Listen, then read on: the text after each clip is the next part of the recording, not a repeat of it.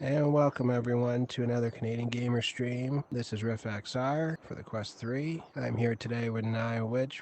We're in a new map called Great Pyramid. There's no enemies. And we're going to do a little discussion on the pros and cons of an MMORPG. All right, Nia, you ready? Yeah. Hi, Mad Dog. So, you said that we are going to discuss MMORPGs. Now, some people may not know what that is. I was playing it for games for decades and didn't know that that was a massive multiplayer online role-playing game. And it's exactly what it is, that a lot of people can come in, we can play together. I've been in raids that had 30 people in the raid. Oh, It was wow. really hard to do. It was really hard to do and really tough because the more people you get in, the harder the bosses become.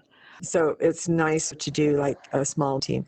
But what we're going to discuss today is a few of the pros and cons of playing a massive multiplayer role-playing game, online role-playing game. All right. So, Now, what would you say are a handful of pros? Let's go with, actually, let's take a look at some of the cons. So in other words, with some of the cons, what would you describe some of them? Pick about a few of them okay. if you like. All right. Well, one of the cons is that sometimes you crash because of the number of people that are on, and they kind of glitch out the server, or the graphics will glitch out the server and you end up crashing for some reason. But it's basically easy. People get used to it and say, okay, we'll just wait for them if it's not in a boss fight. And so it's just kind of a little bit of an annoyance but I think it's worth it because of the people in the game. Another con, and I had this written down somewhere, and then I threw my book away, is the time frame.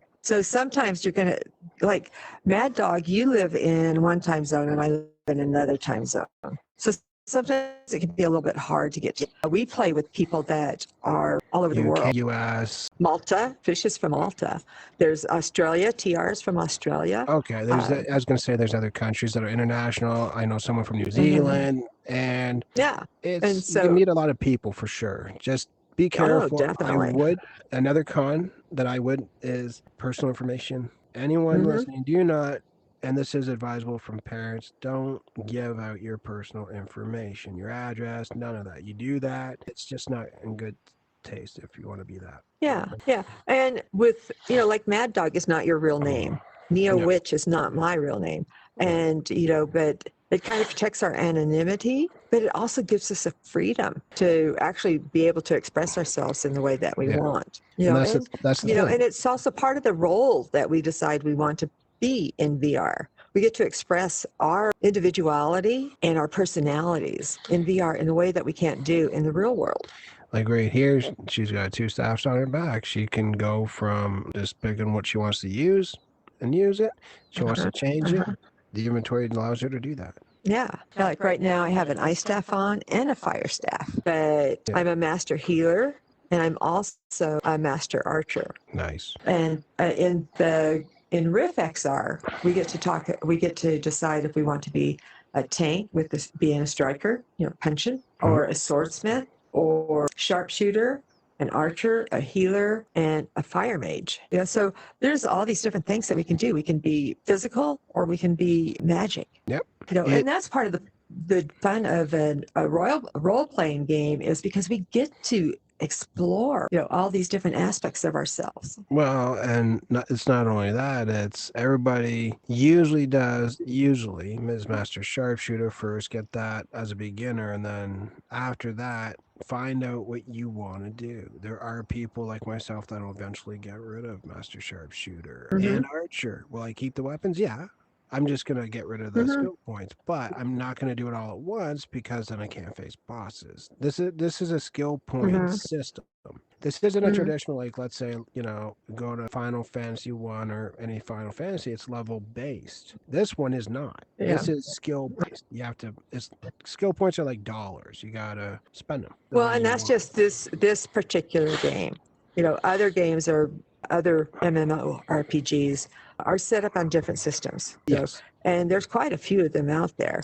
This particular game happens to be free, which Yeah. also means that there's some limitations with regard to how it's crafted because of finances or whatever. Where another game that you paid for, you're going to have better stuff, but it's also going to limit the number of people who are in it because some people can't afford to pay. Yeah, This one's easy. I love some the one that we're games in now. some games do. Another con would be microtransactions. And one game, Gun Raiders, it does have microtransactions, but it even states it's optional. There's people that don't Mm-hmm. spend a penny, and they go through. You go up to level 200, which is a lot of experience, and a lot. Again, it would be like Yeah. but it's a good game. Every game Yeah. has its own little system, whether it's leveling. This one happens to be a skill point. Yeah. And what would you It's call skill the based. pros for, say, MMORPGs? What would you Well, take a look and say the pros might be? the social aspects of it. Like you and I had never met before this, and now we're friends. I've made so many more friends playing in an MMORPG. One of the things about a game like this, since it is social based, is you have to go to people and say, hey, can you help me with this? Because there are aspects of the game a single person cannot do by themselves, Yeah. And people are friendly for the most part. Every once in a while, you might find somebody sour, but that's life in general. That and it also It's gonna depends on happen. Yes, yeah, I yeah, can and it agree. depends on their mood for the day. They may be upset right now, but talk to them tomorrow, and it's like, oh, I'm so sorry I did that. I just having a bad day, type thing.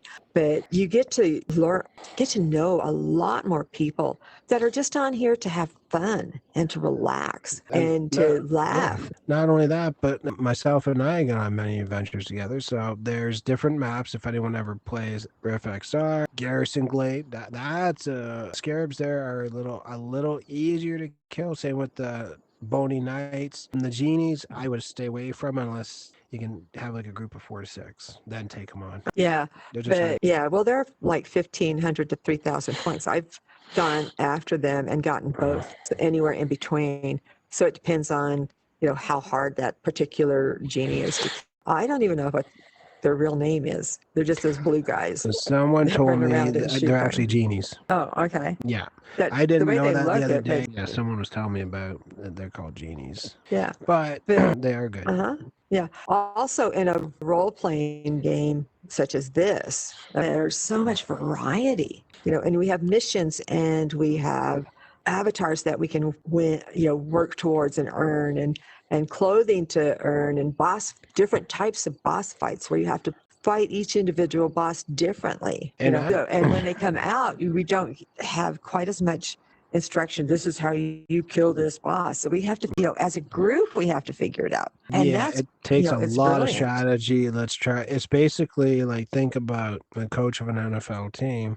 You got to figure out different ideas. What the weakness is. What else is there? There's example Colossus. This is a good Hmm. example.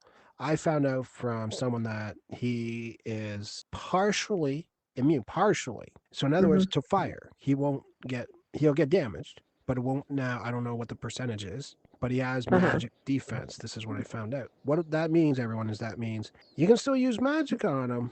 Fire may not do much, but it's going to do damage. Use Hmm. everything magic. Use me if you're a master fire mage. Use anything fire, meteor shower, name it. The cauldrons are the worst. That's one thing Yeah. I just dislike about Colossus because you can stand near the middle and still get nailed. You have to keep yourself healed or you're Yeah. gone pretty quick. Yeah. And the cauldrons are fire based. So throwing rocks on, we say rocks or meteors, and basically it's a shower of fiery meteors landing on them. It's basically you don't want to throw fire on them. So you use swords and you use virus on And there's them. other Swords and virus and fire on Colossus. So okay. yeah, so you have to figure these things out. And And those that's just that listening, one. the one thing I Mhm. will mention, if you're tanking and you have swords, get Uh-huh. 2 very powerful swords, tank him, get the Uh-huh. sword, get Okay. powerful swords and go for the legs. He's weak against So, melee. Mad Dog, what do you mean by tanking? Because some of our viewers are not going to know what tanking means. The only way I can personally describe it would be offense and defense being reasonably high to if someone's tanking from what I understand, I believe that means physical defense is up, meaning if they get hit with Hmm. swords and anything like that, you're not immune. You have partial immunity. That's all it Hmm. is. It's partial Yeah. immunity, but you'll still die though. Yes. Yeah. Never Well, one of the things that somebody that's tanking does is they pull aggravation of the boss. And so they aggravate the boss so that he comes and he stays on them. So the other players can attack the boss, or in Colossus's case, go after the cauldrons and then come back and attack the boss. And So, yet, and they do that with the other bosses too. When they're tanking, they're pulling that particular boss to them so that the other players can actually attack in the way that that boss needs to be attacked. yeah, it's more than just getting swords and taking some like a boss out or anything. This game requires between enemies and bosses, everyone, a lot of experimentation. What are the Yes, it weaknesses? does. What are the strengths? Because if you go blindly and you always just attack something, for all you know, and the life ain't going down, they're probably Yeah. immune to it or very high immunity to it. Yeah. So one of the joys of role-playing MMORPG is that you have to think about, how do we attack this boss? Because the developers, they try to make it as interesting as they can to keep their base, their player base. And Yeah. so if they're constantly challenging us this way and that way and this way and that way, and it's not the same challenge over and over again, then it makes people more interested and want to stay. And that's one of the reasons Riff has been going on as a free game for 2 years now, almost 2 years. It'll be 2 years, I think, in August. So that's one of the joys of it. And the player base just keeps growing. The other thing with some of these bosses too, let me give an example, a really good example. Keone is an ice worm. I think more than likely she's weak against fire, because if you think of elements for a minute, what are the elements in the earth? You have water, heat, air, and fire. So you take those elements, and they're all weak to each other in some capacity, and they're all strong against each other in some capacity. Yeah. So Keone would probably be weak against fire, but very strong against ice, because if you throw ice against someone that's It's a nice worm. it just helps them. It heals Yeah. them. It either does no damage or Yeah. it'll heal them. Yeah, I don't see anybody going against Keone using ice, but the fire and the poison and the virus and swords.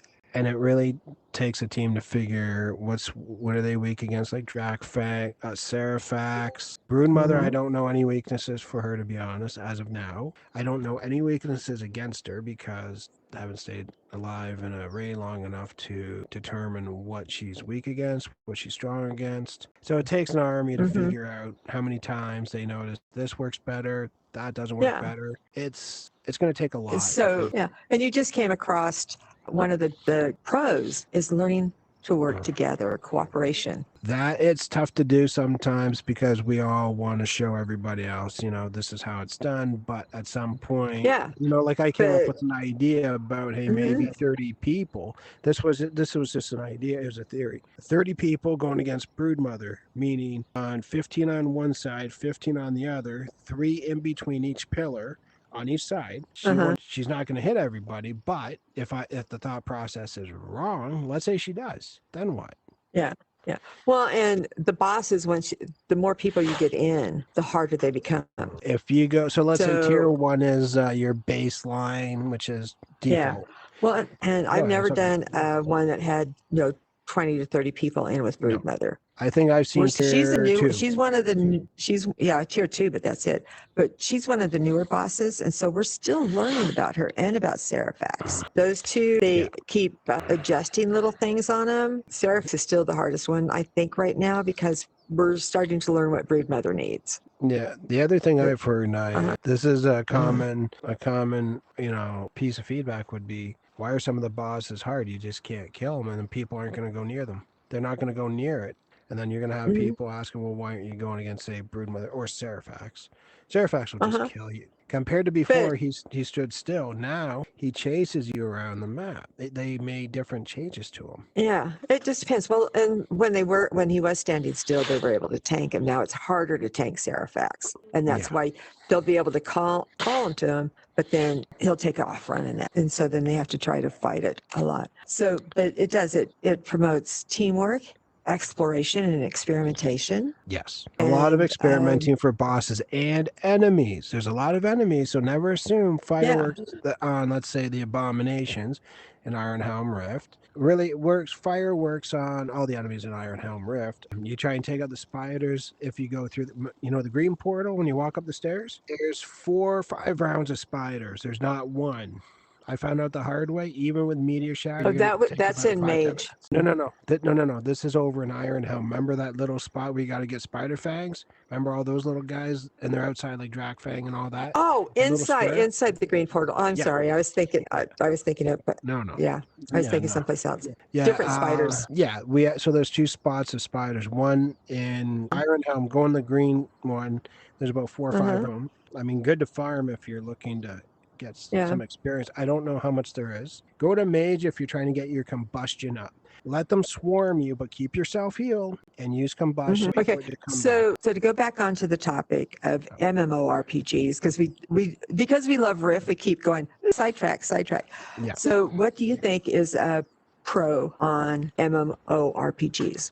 Personally, sometimes it can be sometimes relatively easy depending on who's online. If you have X amount of people online, you can get a raid together fairly quick. However, the odd time, check your social if you have many people, because some may be like, there's times in the morning I've seen 1 or 2 out of 65. And if you go in the On your friends list. well, yeah, don't go to the guild one. It's going to be false, because what happens is, Well, that's particular to our. We're talking MMORPGs, which every MMORPG game is different. Yeah. So what is another pro? I would say the fact that you can organize a raid fairly good if you have some people wanting to do them. But it also depends on the time of day. Are people at work? So there's a lot of factors you have to consider. Yeah, especially when it's an international game. Yeah, if it's international like this, like let's say Australia, New Zealand, UK, Canada, the US, name your time zones, it's going to be a bit difficult. It's a plus because you can do boss fights, but they can. I mean, you can try it on your own. I would say would probably, if you're got your stats up to the 9s fairly good, you can take him on one person. Don't do that for Colossus. He's too powerful, because if you tank him, no one's going to heal you, and it's just self-defeating. Well, there's cauldrons. Not only that, but he's going to wait till you least expect it, and then you go night, unfortunately. Yeah. You need at least 8 people. Okay. Yeah. So unfortunately, I'm running out of time. But this has been great. This has been Thank you very much, Mad Dog. Hi, everybody. Everyone, you have a good night. Stay safe, and see you on the next stream. Night, everyone. All right. Okay. Good night. Night.